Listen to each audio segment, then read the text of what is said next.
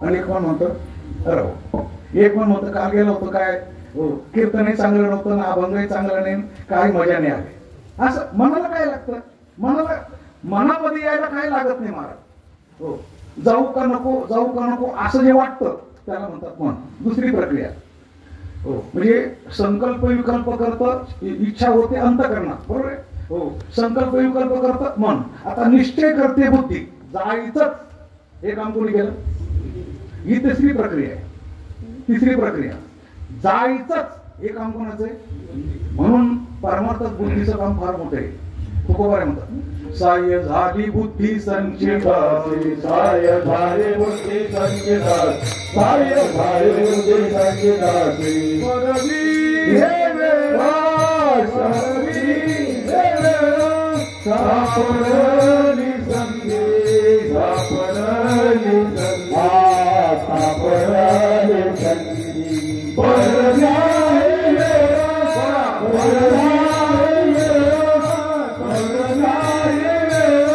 सापडली संधी, सापडली संधी, सापडली संधी. साय झाले बुद्धे संचिताचे,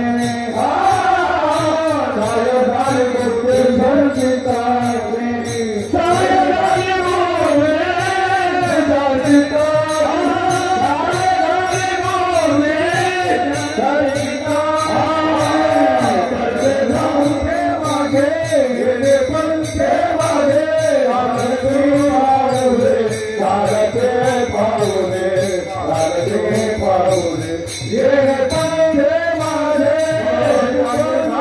बुद्धे संचिताचे, साय झाले बुद्धे संचिताचे,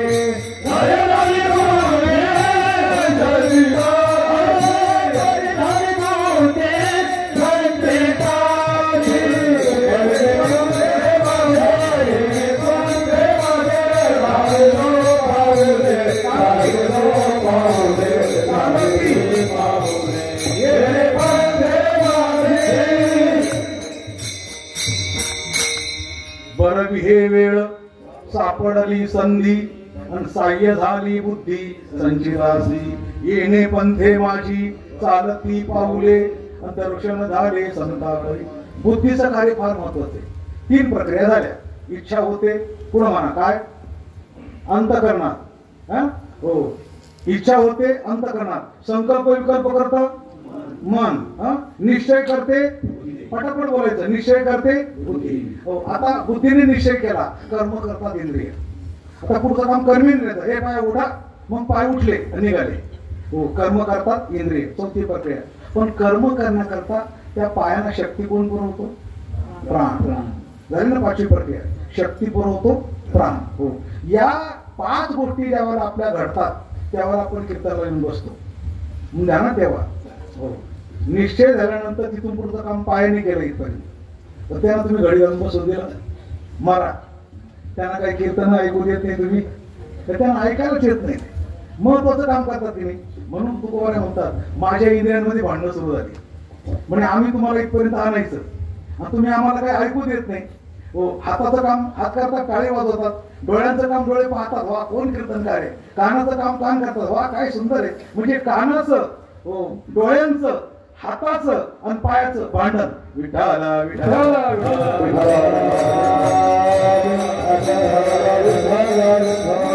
इंद्रियासी लागले भांडण.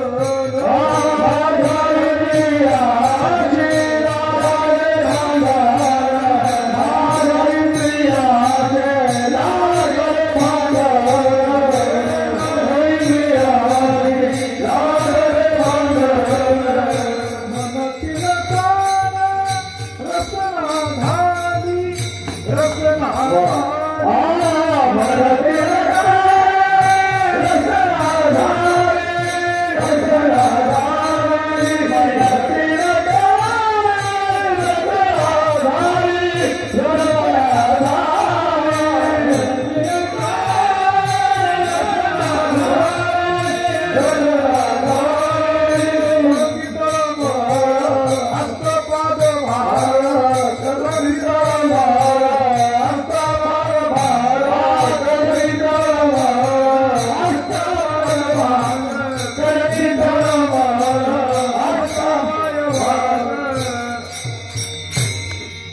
माझ्या इंद्रियाशी लागले भांडण, मनातील कान रसना झाली, करती तळमळ हस्तपाद अशी भांडणं कधी होतात का तुमची? इंद्रियांची भांडणं व्हायला पाहिजे, त्याला म्हणतात साधक है ना. हो, म्हणून हा अभंग आपल्याला काय शिकवतो माहिती का? आपण आपल्याकडे पाहावं है ना. म्हणून 5-6 मुद्दे सांगत असतो बघा. स्वतःकडे पाहतो हा मुद्दा शेवटी, पण स्वतः पुढे हरतो त्याला म्हणतात भोगी. स्वतः पुढे हरतो त्याला म्हणतात भोगी. हो, स्वतःला पाहतो त्याला म्हणतात द्रष्टा. स्वतःवर नजर ठेवतो त्याला म्हणतात साक्षी. स्वतःची जिरवतो त्याला म्हणतात विरक्त. ऐकायला चांगलं वाटतं ना. तुम्हाला फक्त दुसऱ्यांनी जिरवायचं माहिती, जिरवलेच पण ट्रॅक्टर आणायचा नव्हता, पण शेजारी जिरवायची होती.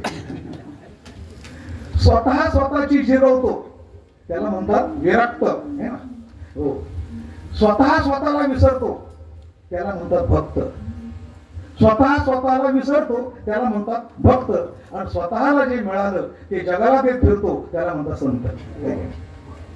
मिळालं आपल्याला पण देत फिरतो, हो, जगाला देतो. हा अभंग आपल्याला आपल्याकडे पाहायला शिकवतो है ना. असे पुष्कळ दृष्टांत या बाबतीमध्ये सांगण्याकरता. हो, पण आपल्याकडे पाहणं, आपल्या चुका सुधारून काढणं, आपण आपल्याला वळवणं है ना, आपले डाग आपण पुसण्याचा प्रयत्न करणं. हो, तसं तुकोबाराय म्हणतात, मीच माझा स्वतःचा. हो, माझ्या मनाला मीच वळवलं, बुद्धीने वळवलं. या अभंगात दोन्हीमध्ये पूर्वार्धात उत्तरात म्हणजे प्रथम आणि द्वितीय आहे. मन ही प्रथम आहे, मनाला द्वितीय आहे. मन वळी मना प्रथम आणि द्वितीय, बुद्धी प्रथमा आणि बुद्धी द्वितीय. मनाला मनाने आणि बुद्धीला बुद्धीने. परिणाम काय झाला? बस मी माझ्या स्वतःचा राखणदार झालो. लक्षात, जिथल्या तिथं पकडलं चोराला. हे अभंगाच्या दुसऱ्या माझा राखण झालो, मी माझा राखण झालो, मी माझा राखण झालो, मी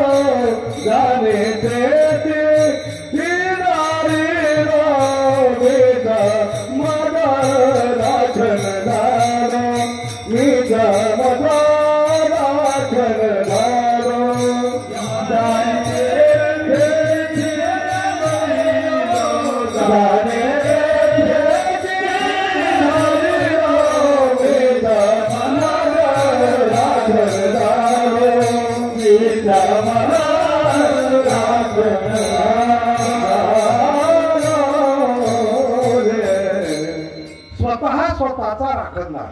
किती गोड विषय. स्वतःचा राखणदार.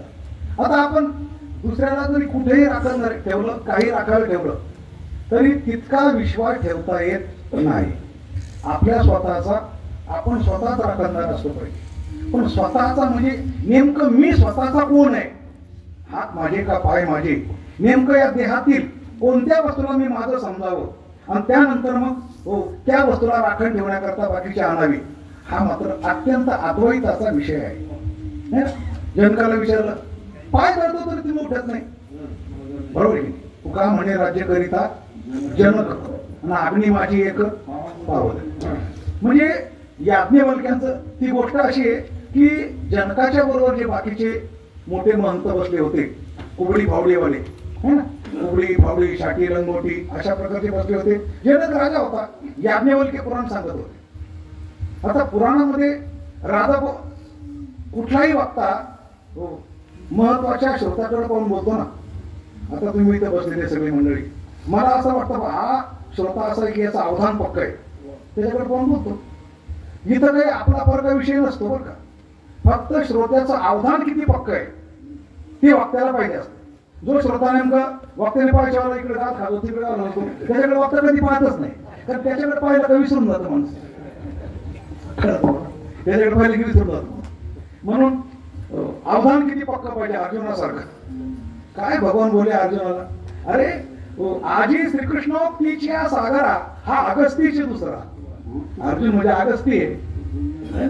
म्हणून घोट भरो पाहे एक सरा अग्नियांचा. अख्ख्या समुद्राचा घोट भरणारा जसा अगस्ती ना, तसा गीतारूपी महासागराचा घोट भरणारा अर्जुन अगस्ती आहे म्हणे. असा अवधान पक्का पाहिजे अर्जुनाचं. आणि आम्हाला कोकण प्रांतामध्ये ती सवय लागून गेली. मला अशा महिला असे पुरुष बसले असतात. एकदा मी टाळगुणवर होतो, बारामतीकर महाराज कीर्तन करत होते. महत्वाचा विषय होता आणि त्यांचं लक्ष चौफेर असं. बोलता बोलता एका बाईला अशी जांभई पण तिने जांभई अशी नाही दिली. पहिलं महाराजांचं लक्ष तिकडे जाऊ दिलं, म्हणजे महाराज माझ्याकडे पाहत होते. मग त्या बाईने जांभई गेली आणि महाराज असं बोला ते महाराज मला बोलले, महाराज देखणं महाराज धन्य तुमचे श्रोते म्हणते बाईने जांभई पण अर्धीच खाऊन टाकली. आपल्यासारखे कीर्तनकार मरून इथं काय हो, आपली जांभई पक्की देऊन घ्यायची. आणि अशा जांभईकडे कीर्तनकारांनी पाहिलं की त्याचा विषय विसरून जातो. आणि अशाकडे याज्ञवल्क्य पाहणार नाही. ते होते तिथं कुबडी फावडीवाले सगळे छाटी लंगोटीवाले भरपूर बसले होते.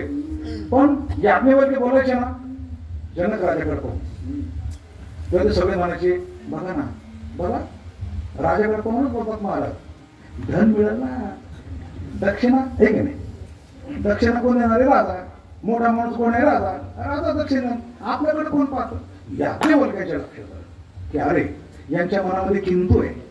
मी जनकाकडे बोट करतो याचा अर्थ जनक श्रोता आहे म्हणून, पण यांना वाटतं जनकाकडून दक्षिणा मिळणार आहे म्हणून ठीक आहे यांची जिरवायची असं त्यांनी ठरवलं मनातल्या मनात. आणि मायावी आग होती ती, मायावी खरोखरची नव्हती ती. आग यावाला लागली मंडपाच्या बाहेर ना, सगळे पळाले. ती शाटीला मोठी कोकडी फोडलीवाले ना, ते म्हणे अरे आपल्याला कुठे पडत तिकडे पळा, तिकडे ताक लागली म्हणे. आता ज्याचं राज्य जळतं तो बसलेला आहे मिथिलानगर, ज्याचं राज्य जळतंय तो कथा ऐकतोय. आणि याच्या लंगोट्या कुबडी फावडी वळकुट्यामध्ये पळाले. आता खरं सांगा हो, खरा राजा कोण आहे? अनासक्त जनक राजा आहे. आणि मग आग बी काय नव्हती, ती विजून गेली. आले परत बसले. जनक राजा तिथंच आहे, त्याने काही मांडी नाही मोठे काही नाही काय, तिथंच बसले होतं. मग याज्ञवल्क्य परत म्हटले, आता कोणाकडे पाहून पुराण सांगू सांगा. ज्याचं राज्य जळतं तो मांडी मोडत नाही आणि तुमच्या लंगोट्या जळत होत्या, तुम्ही तिकडे पळून गेले, तुम्ही खरोखर श्रोते का? त्या जनकाला विचारलं तुम्ही काय मांडी मोडली नाही. त्यामुळे माझं राज्य जळते, माझी मांडी जळते अलग लक्षामध्ये, पण याच्यात माझं काही जळत नाही. त्याला म्हणतात मी, कळलं ना, त्याला म्हणतात. आणि अशा मीचं राखण करायचंय. विठाला विठाला विठाला विठाला विठाला जोपर्यंत मीचा अर्थ काय होतो हा कळत नाही तोपर्यंत राखण तरी काय करायचं. आपण कशाचं राखण करतोय? मर्क्याचंच राखण करतोय, देहाचंच राखण करतोय. पण आतला जो मी आहे तो मी वेगळा आहे. आणि तो मी शुद्ध सापडण्याकरता, शोधून काढण्याकरता अनेक मी एकत्र जर झाले असतील, बरोबर, अनेक मी ते बाजूला केले पाहिजे. अनेक मी वैकुंठवती मामासाहेब असं म्हणायचे की म्हणे गर्दीमध्ये कुत्र काही काम नसतं आपल्यावर, यात्रा कुत्र आपल्यावर येते. यात्रेमध्ये आल्यानंतर काय, त्या कुठंतरी आजूबाजूला गेल्यानंतर ते आपल्या मालकाला शोधतो. आपला मालक कुठे वास घेऊन पाहतो. शोध म्हणजे काय, वास घेऊन पाहतो की नाही. कुत्र्याला माणसं शोधण्याकरता वास पुरेसा आहे. असं म्हटलंय, जानाती गंधात पशु वेदात जानाती पंडिता चारात जानाती राजन चक्षुभिर इतरे जना. काय म्हटलंय, वासाने जनावरांना ज्ञान होतं, दूतांपासून राजाला ज्ञान होतं. जानाती गंधात पशु वेदात जानाती पंडिता, पंडिताला वेदापासून, राजाला गुप्तहेरांपासून हो, आणि पशुला आणि आपल्याला पाहिल्यानंतर ज्ञान होतं. या अशा आपण बधीर माणसं आहेत, बहिर्मुख माणसं आहेत. किंवा जानाती गंधात, कुत्रा इकडे वाज घेतो, याला वाज घेऊन पहा हा मालक नाही, दुसऱ्याला वाज घेऊन पहा. असा अनेक लोकांना वास का घेतो. मामासाहेब असं म्हणायचे, एका मालकाला चुकला त्याचा परिणाम अनेकांना वास घेतो. खरी गोष्ट आहे ना.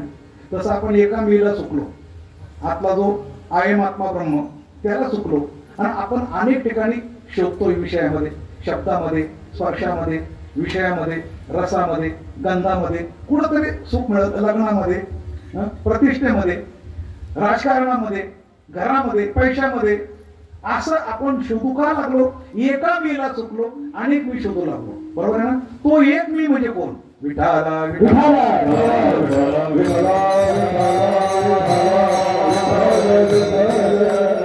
त्याचे मालक, त्याचे रक्षक आहे. मीच मज राखण झालो. मी माझा स्वतःचा राखणदार झालो. म्हणजे काय? माझं मी पण आहे. ते जगातला योगी असो, कापडी असो, नैयायिक असो, वेदांती असो, का ज्ञानी असो, ते कोणी हिरावून येऊ शकत नाही. असं माझं सर्वात्मकपण आहे. विठाला विठाला विठाला सर्वात्मकपण. आणि माझी हिरोणीने तो कोण? काय गंमत आहे ना? किती निर्धास्त आहे तो आहे. अरे जगातला प्रत्येक मनुष्य आपलं सर्वात्मक पण रक्षण करण्याकरता, तो इंद्र असला तरी माझं सोनं सुख टिकल की नाही, तपस्वी असला तरी माझ्या ध्यानाचं काय. म्हणजे जगातला प्रत्येक साधक हा आपलं सर्वात्मक पण टिकून ठेवण्याकरता प्रयत्न करतो. आणि तुकोबाऱ्या सर्व राखून म्हणतात सर्वात्मकपण. आणि माझी हिरोणीने तो कोण?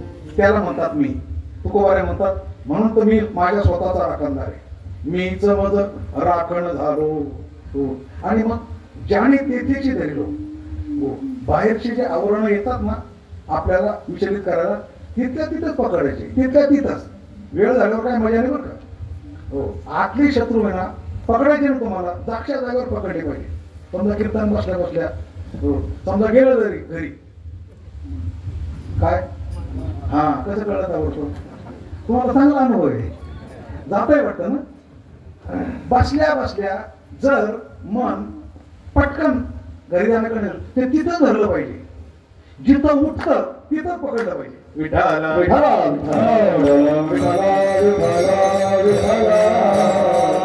जेथे उठी, जेथे उठी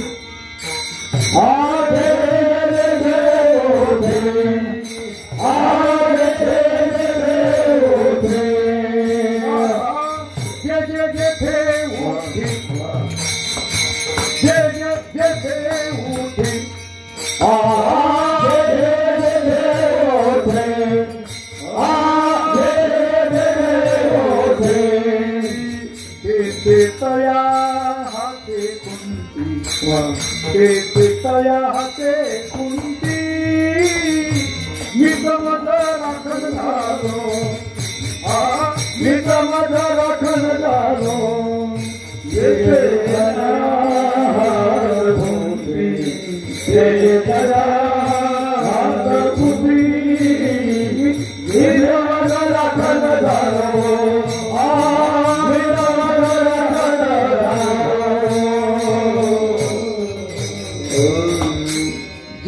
जेथे उठी, जे वृत्ती जिथून उठते. खरं सांगा तुमची वृत्ती कीर्तनातून उठली ही तुम्हाला कळते का शेजारच्याला कळते? तुम्हाला कळते का कीर्तन करायला कळते? नाही नाही, आता सध्या तुमच्या मनात काय चाललंय हे तुम्हाला कळतं का मला कळतं? कोणाला कळतं? ज्याचं त्याला कळतं. मग तिथंच पकडा ना त्याला. बरोबर आहे की नाही? कधीही आपल्या मनामध्ये काय चाललंय हे जर आपल्यालाच कळतंय तर तिथंच पकडायचं त्याला. बरोबर आहे की नाही? खरं म्हणजे आपल्या मनात काय चालतंय आपल्यालाच कळतं हे बरं आहे. जर का शेजारच्याला कळलं असतं, एवढ्या मारामाऱ्या झाल्या असत्या ना. माझ्याबद्दल असं चिंतन करतो आणि माणसं चिंतन करतात. माणसाचा म्हणजे माझा बरं का भामटा स्वभाव असतो. मनात एक चालतं राम राम जय हरी, राम राम जय हरी. आणि मनात काय व्याधीकडे कशाला आली बोलतो असं माझं सांगतो बरं का. दुसरं तुमचं काय झालं तुम्हाला? आमच्या गाण्यामध्ये 18व्या शास्त्रीचं एक प्रवचन होतं. ते म्हणे माणसाला आपल्या मनातलं आपल्याला कळतं, शेजारच्याला कळत नाही ते बरं आहे.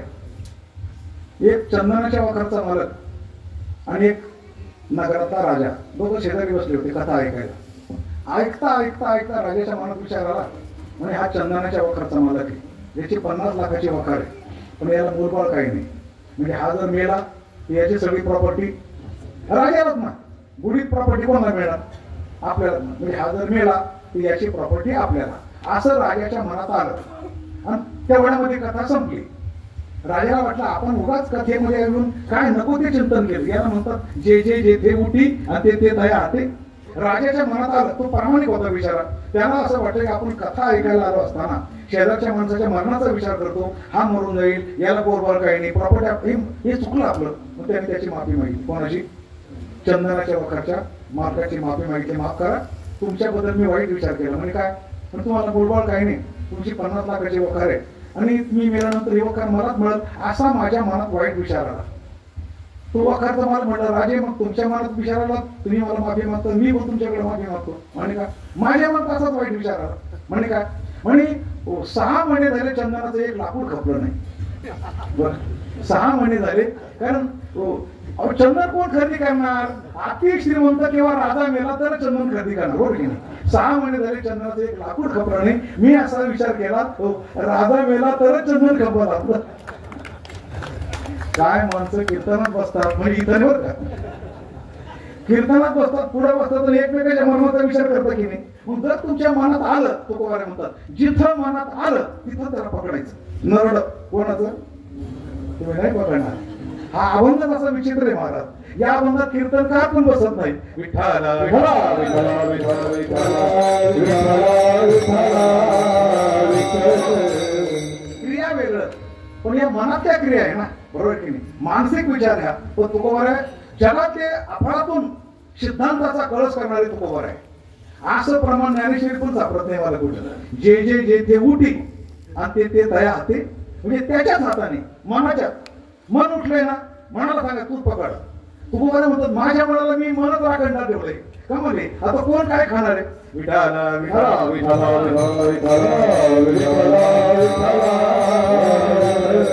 चोर कोण करणार? चोरी कोण करणार? बरं झाली चोरी तरी देवाची या घरी देवे केली चोरी.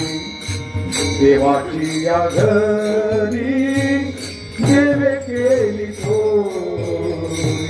देवाची घरी देवे चोरी. देवाची घरी देवे चोरी.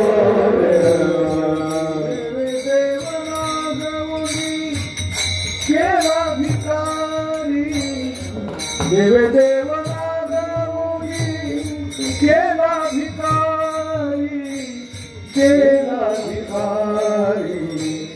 धावली या धावा धावली या धावा धावली या धावा धावली या धावा.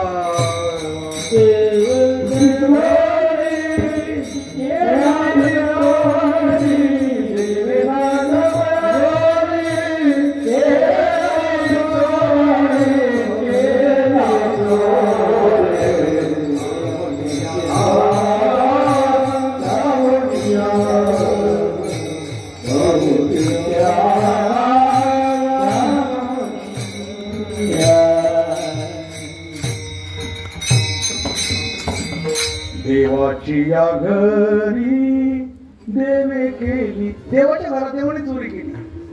देवे देव नागवणी केला भिकारी. देवाने देव नागवला आणि देवच भिकारी करून टाकला. आणि पुढं काय? धावणी या धावा. बरं धावलेलो काय झालं? मागचे न लगे जावे कवडी या गावात. हो धावायचं, पण पुढे धावायचं. सवेची चोर होता घरीची या घरी. चोर घरातच सापडला. बरं काय चोरी गेलं? काहीच नाही गेलं. असा अद्वैताचा प्रकार तुकोबारे म्हणतात. मी माझ्या मनाला मनच राखणार ठेवणार. जे जे जे ते उठी आणि ते दया हाते गुंठी. याला म्हणतात साक्षी. विठाला विठाला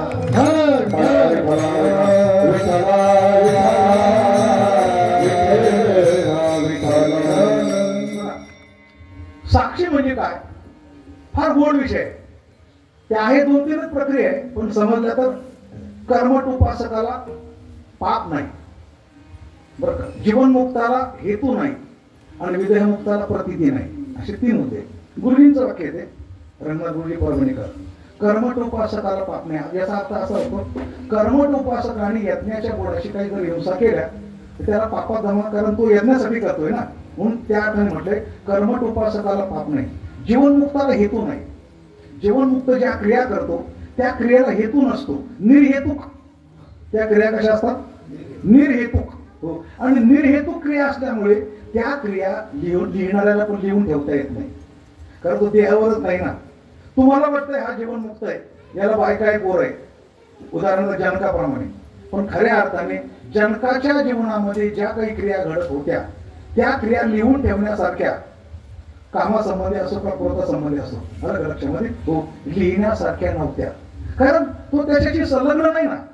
म्हणून तुम्हाला दुसरा मुद्दा सांगतो बघा.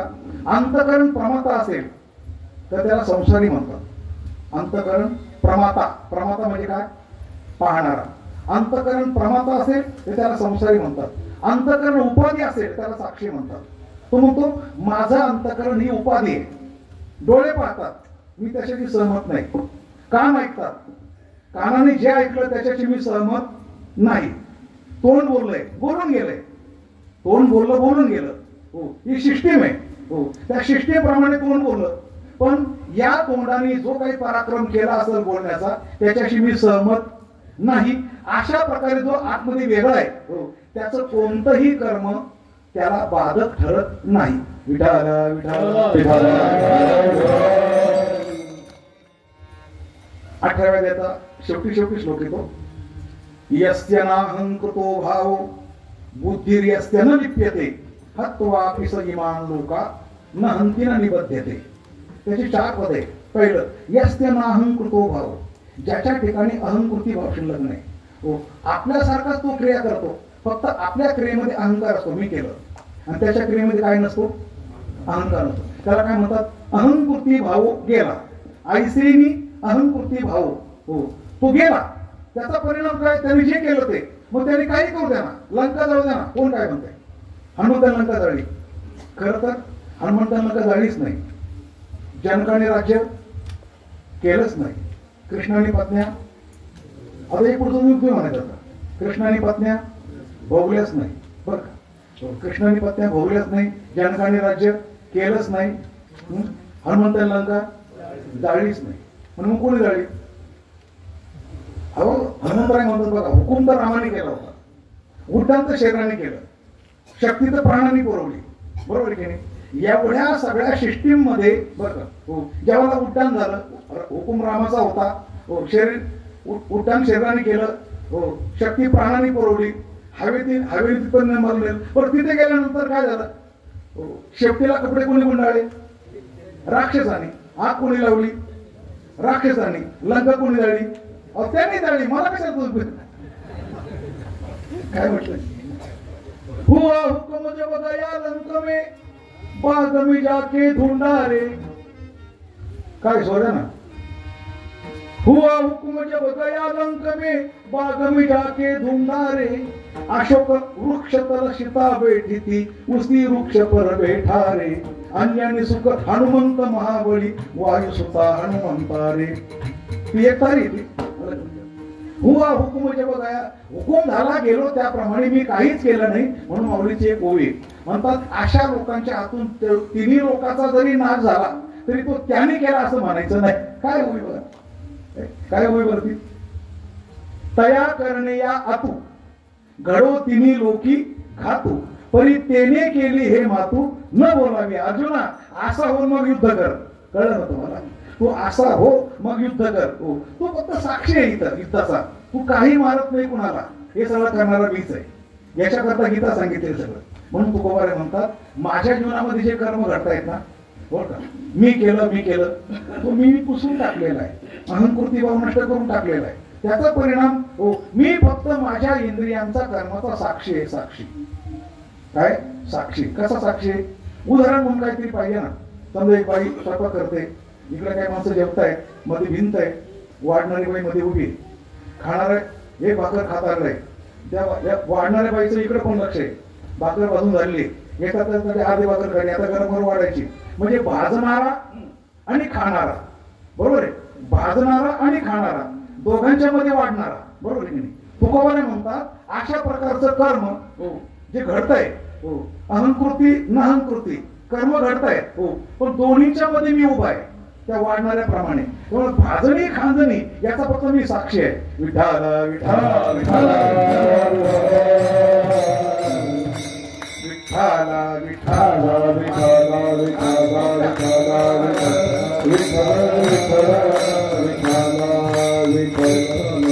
त्याला भजन म्हणतात. भाजणी खांदणी भाजणी खांदणी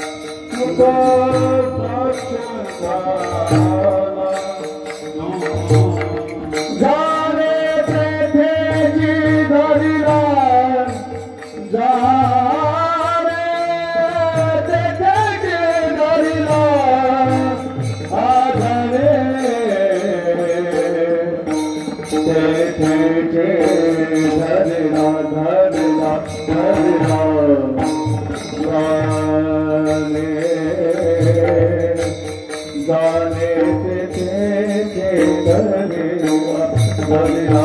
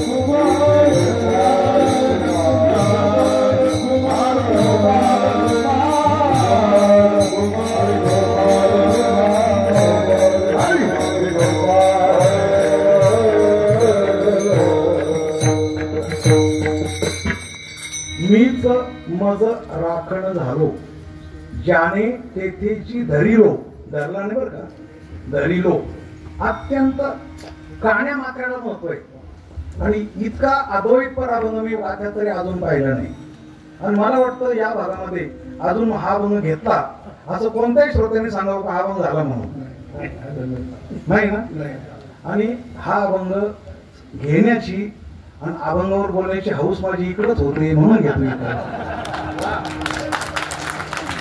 बारीच्या पलीकडे पण घेत नाही तिकडं पण घेत नाही श्रोते पण लागतात ना समोर ऐकण्याकरता बरोबर समोरचे श्रोते जेव्हा प्रतिसाद देतात तेव्हा आनंद वाटतो म्हणून माझ्या मनाचं समाधान झालं की मीच मला राखणदार झालो तुका साक्षी झाला आता तुकोबारे बोलतात भाजणी खाजणी आणि तुका साक्ष झाला हा जो तुका आहे तुकोबाऱ्यापासून निराळे झाले आणि निराळे होऊन बोलतायत तुकाराम महाराज म्हणतात मला या सिस्टीमचाच एक दिवस राग आला आणि मग काय केलं हातात काठी घेतली आणि लागलो तिच्या पाठीमागं हाती घेऊन या काठी आणि तुका लागला कलेवरा पाठी है ना नेऊन निजविले स्मशानी माणसे ताडी ते ठिकाणी हा अभंग व्हायचा आहे अजून या भागामध्ये झाला नाही हे अथांग संत मानव आहे पण आता समोर विक्रम काळे सर बसलेले आहेत.